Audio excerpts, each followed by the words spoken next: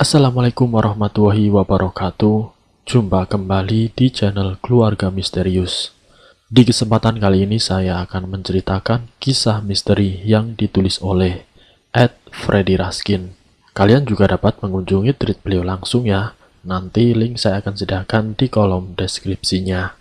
Oh ya, di dalam cerita ini nama dan tempatnya disamarkan semua ya, untuk menjaga privasi pihak yang terlibat di dalamnya. Tak perlu lama-lama, mari kita simak ceritanya. Di kesempatan ini saya akan membawakan kisah misteri yang berjudul Tragis. Gara-gara sesumbar ia menjadi gila. Seperti apa kisahnya? Mari kita masuk ke dalam ceritanya. Asap dupa yang mengepul di sudut-sudut angker menjadi hal yang umum kala itu. Meski belum legal, judi togel seolah menjadi sendi kesibukan warga di desa Pinang yang ada di kaki Gunung Raung. Hampir setiap malam, entah sendiri entah bergerumul, warga akan mendatangi tempat-tempat angker, meletakkan sesaji, lalu membakar dupa untuk mencari petunjuk kira-kira berapa angka yang akan keluar esok harinya. Di tengah hiruk-pikuk masyarakat yang tengah kecanduan togel, ada seorang pria yang tampak kesal dengan aktivitas mencari nomor di tempat angker atau bisa disebut warga dengan istilah gerandong. Pria itu bernama Acong, memiliki darah keturunan Tionghoa dan termasuk salah satu orang kaya di desa itu. Suatu malam Acong berangkat sendirian mendatangi sebuah kebun pisang yang berdekatan tidak jauh dari sungai di pinggiran desa. Di sana ada beberapa pemuda yang berkumpul, termasuk Daryanto, Selamat, Rokian, dan beberapa pemuda lainnya. Kebun pisang itu menjadi salah satu tempat favorit bagi para warga yang menggerandong, karena seringnya warga mendapatkan angka jitu setelah memasang sesaji di sana. Acong lalu menghampiri para pemuda yang duduk di sekitar warga yang sedang menggerandong. Di tengah para pemuda itu, Acong langsung mengatakan ketidakpercayaan kepada hal yang dilakukan oleh warga. Kok minta uang sama pohon pisang, sama batu? Memang ada orangnya, kata Acong sambil memasang tangan di pinggangnya. Maksudmu apa, Cong? Rukian yang emosi tiba-tiba berdiri dan nyaris memukul wajah Acong. Beruntung Daryanto dengan cepat menahan tubuh Rukian. Kalau kau tidak percaya tidak apa-apa, Cong. Tidak ada yang maksa kamu untuk percaya kok, sahut Daryanto sambil memegangi Rukian. Namun bukannya menyadari ucapannya Skin. Kalian juga dapat mengunjungi tweet beliau langsung ya. Nanti link saya akan sediakan di kolom deskripsinya. Oh ya, di dalam cerita ini nama dan tempatnya disamarkan semua ya, untuk menjaga privasi pihak yang terlibat di dalamnya. Tak perlu lama-lama, mari kita simak ceritanya. Di kesempatan ini saya akan membawakan kisah misteri yang berjudul Tragis. Gara-gara sesumbar ia menjadi gila. Seperti apa kisahnya? Mari kita masuk ke dalam ceritanya. Asap dupa yang mengepul di sudut-sudut angker menjadi hal yang umum kala itu. Meski belum legal, judi togel seolah menjadi sendi kesibukan warga di desa Pinang yang ada di kaki Gunung Raung. Hampir setiap malam, entah sendiri entah bergerumul, warga akan mendatangi tempat-tempat angker, meletakkan sesaji, lalu membakar dupa untuk mencari petunjuk kira-kira berapa angka yang akan keluar esok harinya. Di tengah hiruk-pikuk masyarakat yang tengah kecanduan togel, ada seorang pria yang tampak kesal dengan aktivitas mencari nomor di tempat angker atau bisa disebut warga dengan istilah gerandong. Pria itu bernama Acong, memiliki darah keturunan Tionghoa dan termasuk salah satu orang kaya di desa itu. Suatu malam Acong berangkat sendirian mendatangi sebuah kebun pisang yang berdekatan tidak jauh dari sungai di pinggiran desa. Di sana ada beberapa pemuda yang berkumpul, termasuk Daryanto, Selamat, Rokian, dan beberapa pemuda lainnya. Kebun pisang itu menjadi salah satu tempat favorit bagi para warga yang menggerandong, karena seringnya warga mendapatkan angka jitu setelah memasang sesaji di sana. Acong lalu menghampiri para pemuda yang duduk di sekitar warga yang sedang menggerandong. Di tengah para pemuda itu, Acong langsung mengatakan ketidakpercayaan kepada hal yang dilakukan oleh warga. Kok minta uang sama pohon pisang, sama batu? Memang ada orangnya, kata Acong sambil memasang tangan di pinggangnya. Maksudmu apa, Cong? Rukian yang emosi tiba-tiba berdiri dan nyaris memukul wajah Acong. Beruntung Daryanto dengan cepat menahan tubuh Rukian. Kalau kau tidak percaya tidak apa-apa, Cong. Tidak ada yang maksa kamu untuk percaya kok, sahut Daryanto sambil memegangi Rukian. Namun bukannya menyadari ucapannya, Acong malah menendang beberapa sesaji yang ada di dekatnya.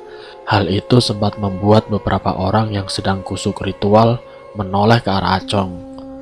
Lihat, lihat kalian, tidak ada apa-apa toh. Kalau ada yang punya jin atau setan, pasti sudah marah saya beginikan, ucap Acong setengah meledek. Daryanto yang paham dengan karakter Acong lalu berusaha menenangkan semua orang. Terus maumu bagaimana, Cong? Apa kamu berani bertemu dengan jin? Tantang Daryanto. Ditantang seperti itu lalu kemudian Acong bergolak dan dia mendekati Daryanto. Singkat ceritanya, Acong pun ingin melihat jin seperti yang diucapkan kepada orang-orang. Bahkan dia sendiri siap memberikan sejumlah uang jika memang ada yang bisa memfasilitasi. Lalu kemudian Daryanto pun menerima tantangan itu. Dia menjanjikan Acong untuk mengikuti sebuah ritual, tapi tidak di tengah desa. Dan Acong pun setuju. Bahkan Acong pun mau membiayai semua pernik ritual. Mereka pun akhirnya sepakat, termasuk dengan belasan pemuda yang geram dengan Acong. Hari yang telah disepakati pun akhirnya sudah tiba. Saat itu waktu sudah menjelang sore. Ritual rencananya akan dilakukan di tengah hutan, di dekat Watu Perahu, yakni sebuah batu besar berbentuk mirip perahu yang ada di tengah lebatnya hutan randu. Singkatnya, sebuah mobil pick-up berisi bermacam sesajen disiapkan. Sesajen-sesajen itu dibeli dengan uang yang diberi oleh Acong. Pria kaya itu mengatakan jika dia tidak ingin ritual setengah-setengah, supaya jin yang selama ini dianggap ada itu benar-benar bisa dilihat oleh Acong. Acong ingin sekali membuktikannya.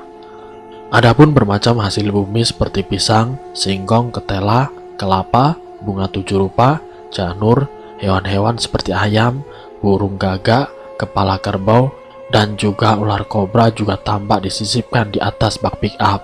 Dan sore itu juga rombongan berangkat ke Watu Perahu yang berjarak sekitar 20 km dari desa. Selain pick up yang mengangkut sajen, pemuda dan warga lainnya yang ikut ritual itu menggunakan sepeda motor.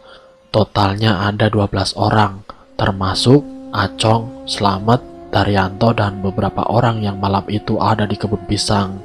Mereka berjalan beriringan melewati jalan setapak yang mengarah ke dalam hutan. Hari pun semakin gelap. Jalan setapak yang awalnya cukup lebar, perlahan semakin menyempit. Pepohonan sengon dan karet sudah berubah menjadi randu dan vegetasi hutan yang semakin lebat. Rombongan pun berjalan sedikit pelan. Beberapa kali roda pick-up slip dan masuk ke dalam lumpur. Setelah 1,5 jam perjalanan, akhirnya rombongan sampai di jalur terakhir. Ada sebuah pondok milik pegawai hutan yang kosong. Karena jalanan sudah tidak bisa dilalui kendaraan, semuanya memilih turun. Sepeda motor dijajat di sekitar pos hutan. Mereka kemudian berjalan sambil satu persatu ke arah Watu Perahu yang masih berjarak sekitar 2 km lagi dari pos hutan. Suara binatang-binatang hutan mulai terdengar menyambut kedatangan rombongan warga di Desa Pinang. Angin kencang pun sempat berhembus. Tapi Daryanto yang ada di depan rombongan mengisyaratkan agar semua yang ada dalam rombongan tetap berada di posisinya. Mereka memeluk barang-barang yang akan dijadikan sesajen, termasuk dengan Rukian yang menenteng bumbung bambu berisi ular kobra hitam. Selepas isya, 12 orang itu akhirnya tiba di depan Watu Perahu. Bagi yang tahu lokasi tersebut, kondisinya saat itu masih berbeda. Lebih padat dengan rimbunan pohon. Lalu kemudian di depan Watu Perahu, Daryanto bersama Slamet langsung menggelar kain mori berukuran 2 x 3 meter. Beberapa sesaji langsung digelar, termasuk dengan kepala kerbau yang diletakkan di tengah. Ritual pun lalu kemudian dimulai. 10 orang duduk melingkar di tepian kain mori. Daryanto dan Acong duduk bersila di dekat watu perahu. Dupa mulai dibakar. Daryanto mulai merapalkan beberapa mantra. Asap dupa membumbung mengelilingi sekitar watu perahu. Lalu dalam sekejap, suara-suara mendadak hilang. Tidak ada angin berhembus. Suara jangkrik dan burung celepuk juga mendadak bisu, seolah waktu berhenti seketika di sana. Dua hewan sesaji yang sebelumnya sangat aktif, yaitu gagak dan ular kobra, juga mendadak tenang. Daryanto lalu kemudian membuka bumbung bambu. Seperti diperintah, ular pun lalu keluar dengan sendirinya, seolah sudah bersiap untuk disembelih. Lalu dengan cepat Daryanto menyayat leher ular, meneteskannya ke bara dupa yang masih menyala. Setelah itu lalu kemudian giliran burung gagaknya. Hal yang sama juga terjadi. Burung berbulu hitam itu seolah sudah tahu. Dia langsung hinggap di tangan Daryanto, dan hal yang sama dilakukan kepada burung itu.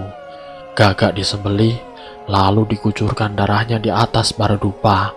Setelah darah dua hewan itu ditumpahkan, mendadak daerah di sekitar watu perahu menjadi sangat terang. Terang seperti ada cahaya bulan yang menerpa ke tengah tempat ritual dilaksanakannya. "Cong, kalau kamu berani, sekarang kamu loncati sesajen itu." Kala itu Daryanto berujar kepada Acong. Acong yang masih tampak angkuh lalu berdiri. Setelah menoleh ke semua peserta ritual, Acong lalu melompat ke sesaji itu. Tapi ternyata belum juga satu kakinya menyentuh tanah. Tubuh Acong terlempar, seolah mendapatkan dorongan. Tidak tanggung-tanggung, tubuh Acong melesat 12 meter dari titik sesaji. Lalu kemudian ke-11 orang itu langsung menghampiri tubuh Acong. Mereka melihat tubuh Acong sudah kaku, matanya pun sudah melotot lebar. "Wah, Acong mati, Dar, tidak ada nafasnya," kata Slamet salah satu peserta ritual. Sesaat setelah menyentuh tubuh Acong, semua yang ikut ritual mulai ketakutan. Mereka bingung bagaimana nantinya jika harus pulang dalam kondisi membawa mayat. Saat mereka tengah fokus memegang Acong, angin kencang berhembus. Daryanto menyuruh semua orang kembali ke posisinya masing-masing. Lalu sesaat kemudian, di belakang watu perahu ada flare-flare yang berjatuhan. Dari setiap flare yang jatuh, muncul sesosok makhluk kerdil bertubuh kekar. Bentuknya mirip dengan Dewa Rapala. Flare itu terus berjatuhan, jumlahnya ribuan. Ketika peristiwa itu berlangsung, 10 orang yang ikut dalam ritual nyaris berlari kocar-kacir. Ada yang terkencing-kencing di celana, ada yang pingsan, ada juga yang berteriak histeris. "Jangan ada yang pergi dari sini. Kalau pergi saya tidak tanggung jawab," teriakan Daryanto kepada semua orang yang ada di sana. Mereka pun akhirnya menahan diri, meskipun sebenarnya sangat ketakutan melihat wujud-wujud makhluk mirip buto kecil yang berjumlah sangat-sangat banyak. Namun tiba-tiba payung teduh itu terus berputar-putar. Angin tetap menderu kencang. Dari ribuan buto yang memenuhi tanah di belakang watu perahu, tiba-tiba muncul lagi secerca cahaya yang lebih terang. Lalu keluarlah sosok makhluk mirip dengan buto-buto yang sebelumnya. Makhluk itu menggunakan pakaian khas kerajaan. Ribuan buto kecil itu lalu memberikan jalan kepada makhluk tersebut yang terus mendekat ke arah Daryanto dan yang lainnya. Makhluk itu memiliki tubuh kekar berwarna hijau dengan siung yang panjang dari sisi atas dan bawahnya. 10 orang yang duduk pun semakin ketakutan. Daryanto sudah mulai bingung. Di satu sisi, dia harus memastikan Acong masih bisa hidup. Di sisi lainnya, ada 10 orang yang ketakutan, yang tidak tahu bagaimana nasibnya jika tidak segera ada tindakan. Di tengah kepanikan, Daryanto kemudian kembali membakar dupa. Dia menoleh ke kanan dan ke kiri. Tidak ada lagi hewan yang bisa diambil darahnya. Akhirnya Daryanto mengambil pisau, lalu mengiris jarinya sendiri, meneteskan darah yang menguncur ke atas dupa sambil terus merapalkan mantra. Asap dupa berbau darah, terbakar meliuk-liuk di tengah situasi yang tidak menentu. Setelah asap menyebar, tiba-tiba ribuan buto kecil itu mendelik. Langkah pemimpin mereka yang sedang berusaha mendekati Daryanto juga berhenti. Dalam hitungan menit, buto-buto kecil itu kemudian kembali berubah menjadi cahaya api dan terbang ke atas, sama seperti saat mereka berdatangan. Angin yang sempat kencang saat itu mendadak berhenti lagi. Daryanto kembali merapalkan mantranya. Lalu payung tundung di atas suatu perahu turun dan kembali ke tempatnya semula, diiringi dengan suara ledakan. Ribuan buto yang sempat memenuhi daerah itu perlahan menghilang, termasuk juga dengan pimpinan buto itu. Daryanto kemudian membabat luka di tangannya. Setelah itu dia mengajak Slamet untuk menghampiri tubuh Acong yang masih terbujur kaku. Dengan bersimbah keringat, Slamet menuruti perintah Daryanto. "Dar, Acong sudah mati, Dar. Dia sudah tidak bernafas," ujar Slamet waktu itu. "Sudah, Mat. Ayo, bantu saja. Jangan banyak bicara," sahut Daryanto. Saat itu Acong benar-benar sudah seperti mayat hidup. Matanya melotot dan mulutnya sedikit menganga. Tidak ada nafas dan denyut nadi di tubuhnya. Kemudian Daryanto dan Slamet membawa tubuh kaku Acong ke tengah kain mori. Semua sesaji sudah tercecer saat itu karena ledakan yang terjadi saat payung tundung kembali ke posisinya. Daryanto meminta bantuan beberapa orang yang masih sadar untuk membungkus tubuh Acong. Malam itu, Acong dibungkus layaknya pocong, tapi tanpa terlihat wajahnya. Daryanto lalu kembali duduk bersila di dekat batu perahu. Dia merapalkan beberapa doa.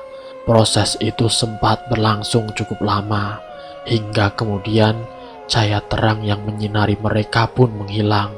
Lalu beberapa saat kemudian, tubuh Acong yang berada dalam bungkusan mori bergerak-gerak dengan sendirinya. Daryanto lantas membuka bagian wajah Acong agar bisa bernafas. "Hidup, Dar, hidup lagi. Acong hidup lagi," kata Slamet bersemangat. "Iya, tapi ini belum selesai. Ayo dibangunkan yang lainnya. Kita pulang," jawab Daryanto.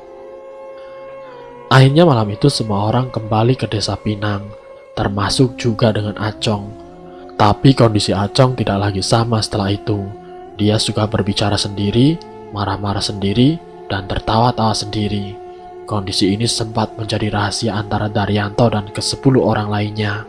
Tidak ada yang tahu peristiwa apa yang menimpa Acong malam itu. Istri dan keluarga Acong hanya bisa kebingungan dengan kondisi Acong saat ini. Acong menjadi pemarah, tidak mau makan, dan kerap berjalan sendirian di malam hari. Orang-orang sempat mengira Acong menjadi gila lantaran sempat menendang sesajen di pohon pisang. Orang-orang tidak tahu jika ada ritual lain yang membuat kondisi Acong seperti saat ini. Kondisi itu berjalan sekitar 10 bulan lamanya. Keluarganya sudah pasrah dan menerima Acong dalam kondisi tidak waras. Sampai kemudian, satu hari Acong mendadak sembuh. Ingatannya kembali lagi. Ternyata di sisi lain kejadian gilanya Acong membuat Daryanto merasa bersalah. Meski Acong keterlaluan, tapi apa yang didapatkannya menurutnya terlalu berlebihan. Akhirnya singkat cerita setiap minggu Daryanto datang sendiri ke Watu Perahu, melakukan sebuah ritual khusus. Dalam ritual itu Daryanto membawa bermacam sesaji, termasuk kelapa gading untuk bernegosiasi dengan para penduduk Watu Perahu, meminta agar mereka berkenan mengembalikan sukma Acong yang terjebak di alam mereka. Proses negosiasi itu pun berjalan cukup panjang, sampai 10 bulan lamanya. Akhirnya negosiasi pun selesai. Mereka penghuni Watu Perahu melepaskan Acong kembali ke tubuhnya. Hal itulah yang membuat Acong mendadak sembuh dari kegilaannya. Begitu sadar, Acong pun langsung mencari keberadaan Daryanto dan kawan-kawannya. Dia kemudian meminta maaf kepada Daryanto dan kawan-kawannya. Daryanto dengan legawa memaafkan kesalahan Acong. Dia juga minta maaf karena sudah membawa Acong sampai jauh ke dalam ritual. Di tengah pembicaraannya itu, Acong bercerita tentang pengalamannya sesaat setelah melangkahi sesajen itu. Acong mengatakan saat itu dirinya seperti diseret 2 orang bertubuh kekar. Acong kemudian disuruh untuk menjadi pelayan dalam sebuah acara. Tidak jelas acara apa itu. Yang jelas ada ratusan pelayan di tempat itu. Karena takut, Acong pun menurut. Dia bertugas membawa nampan berisi makanan dan minuman. Setelah habis, dia akan kembali membawa makanan dan minuman kepada tamu layaknya meladeni acara pernikahan. Acong juga melihat pemilik acara itu adalah seorang perempuan cantik dengan kulit putih. Gaunnya serba hijau dengan hiasan kalung dari bunga melati. Acong hanya sempat sekali mengamati wanita yang mirip ratu itu. Selepasnya, Acong terus bekerja membawa nampan berisi makanan. Di tengah pekerjaannya, Acong bercerita jika ada seorang perempuan yang mendatanginya. Perempuan itu membawa sebuah nampan berisi sebuah kelapa muda. Berulang kali wanita itu menawari Acong untuk meminum air itu, tapi Acong masih menolaknya. Dengan alasan dirinya belum haus, akhirnya Acong terus melakukan pekerjaannya, bolak-balik dari dapur ke tamu membawa nampan. Selama bekerja, Acong pun merasa ada yang aneh dengan alam itu. Meski semua tamu dan pelayan yang ada adalah manusia, tapi tidak ada malam. Hari seolah terhenti di waktu sore, jadi masih ada cahaya terang temaram dan tidak pernah gelap. Acong sempat menengok keluar, tapi dia tidak mendapati matahari. Di sana Acong pun terus bekerja sampai dia lupa sudah berapa lama ada di sana. Sampai suatu waktu, Acong merasa haus. Dia lalu menghampiri wanita yang sempat menawarinya kelapa muda. Dengan cepat disedotnya air kelapa muda yang sudah berlubang itu dari tangan wanita yang tidak dikenalnya. Saat itu juga, kemudian tiba-tiba Acong terseret dan sudah terbangun. Ternyata Acong sudah berada di rumahnya. Tutup cerita Acong kepada Daryanto. Dan sekian. Semoga kisah ini bisa menjadi pembelajaran untuk kita semua. Ambil sisi positifnya dan buang jauh-jauh sisi negatifnya. Terima kasih untuk kalian yang sudah mampir di channel ini. Jangan lupa tekan tombol like, share, dan komen. Tekan subscribe untuk mengikuti video kami yang selanjutnya. Wassalamualaikum warahmatullahi wabarakatuh.